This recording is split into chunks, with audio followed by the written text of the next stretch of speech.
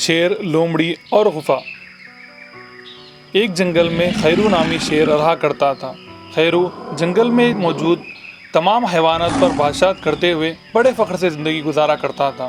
ایک دن اس شیر کو جنگل تمام تلاش کرنے کے باوجود کھانے کے لیے کچھ نہیں ملا۔ بھوکا شہر جنگل میں کچھ نہ کچھ کی تلاش میں بڑی امید کے ساتھ جانوروں کو ڈھونڈنے لگا۔ بھوکا پھرتے پھرتے شام ہو گئی۔ کچھ بھی نہ ملنے سے وہ مایوس ہو کر اپنی غفا کی جانب بڑھنے لگا۔ اسے راستے میں ایک بڑی غفا نظر آئی۔ تبھی شیر سوچنے لگا، اس غفا میں یقیناً کوئی نہ کوئی بڑا جانور رہتا ہوگا۔ شام کا وقت ہو رہا ہے، لہٰذا جانور کسی بھی حال میں واپس آتا ہوگا۔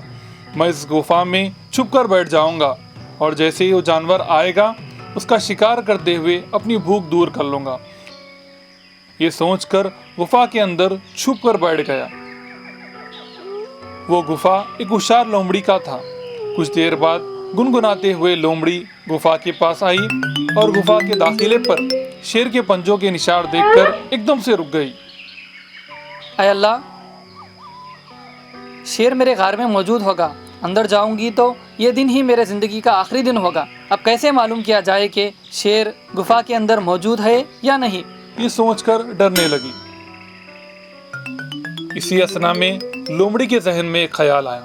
اس نے فوراً غفا کے قریب جا کر، اے غفا، کیا ہوا؟ آج تم کیوں مجھے دیکھ کر بات نہیں کر رہے ہو؟ روز تم مجھ سے بات کرتے ہو نا، اور میرے ساتھ ہنسی مذاق کرتے ہو۔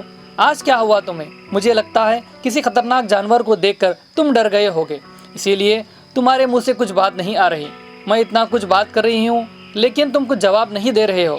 لگتا ہے میرا اندر آنا تمہیں پسند نہیں۔ ٹھیک ہے، آج سے میں تمہارے اندر نہیں آؤں گی۔ اب سے میرا اور تمہارے درمیان تعلق ختم۔ میں دوسری غار کی تلاش کر لوں گی۔ یہ باتیں سن کر شیر تعجب کرنے لگا۔ ارے تعجب کی بات ہے، غفا بھی بات کرتے ہیں۔ وہ لومڑی کو اس بات کا علم ہے، لیکن مجھے ابھی تک یہ بات معلوم نہیں تھی، اور یہ صحیح ہی ہوگا۔ جب میں غفا کے اندر آ رہا تھا تو غفا نے مجھے دیکھ لیا ہوگا، اس لیے میرے خوف سے غفا خاموش ہے۔